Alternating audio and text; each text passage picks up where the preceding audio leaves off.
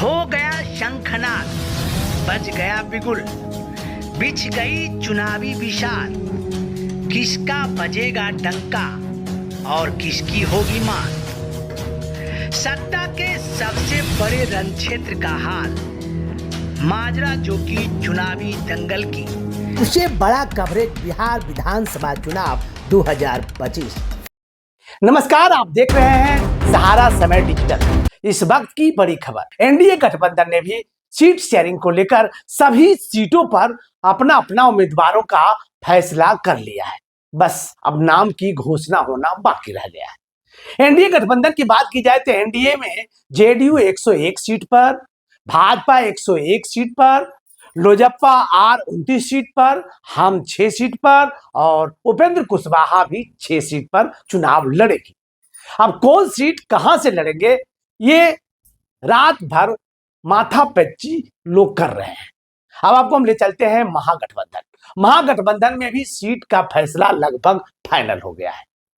135 सीटों पर राष्ट्रीय जनता दल चुनाव लड़ेगी, जिसमें 70 सीटों पर राष्ट्रीय जनता दल ने अपनी पहली लिस्ट संभवतः जारी कर दी है, जो कुल पहले चरण में 18 जिला के 121 सीटों पर मतदान होना है, जिसमें मैं बता दूं कि गोपालगंज, सिवान, सारण, मुजफ्फरपुर, पटना, वैशाली, नालंदा, समस्तीपुर, शेखपुरा, बेगूसराय, सहरसा, लखीसराय, जमुई, मुंगेर, मधेपुरा, बक्सर और दरभंगा है। मैं सबसे पहले बता दूं कि लखीसराय जिले में कांग्रेस और आरजेडी को लेकर मामला बिल्कुल नहीं सुलझा है। इसको लेकर कभी आरजेडी तो कभी कांग्रेस, इन तमाम मुद्दों को लेकर के आरजेडी में खींचतान चल रहा है। तो लखीसराय में अभी कुल मिलाकर फाइनल नहीं हुआ है। सुजगढ़ा की बात की जाए तो सुजगढ़ा में एनडीए ने अपना उम्मीदवार का घोषणा कर दिया है। रामानंद मंडल एनडीए के उम्मीदवार है। जबकि महागठबंधन की बात की जाए तो महागठबंधन में वहां कभी कांग्रेस तो कभी आरजेडी में उहापोह की स्थिति बनी है। अब आपको मुंगेर ले चलते हैं। मुंगेर में एनडीए ने प्रणब कुमार को अपना उम्मीदवार संभवतः घोषित कर रही है, जबकि महागठबंधन की बात की जाए आशीष विद्यार्थी को फिर से महागठबंधन उम्मीदवार बना रही है। जमुई की बात की जाए तो जमुई में बहुत ही चौंकाने वाला मामला आ रहा है। जमुई में अजय प्रताप, सुजाता मेहता, विजय प्रकाश कई उम्मीदवार हैं।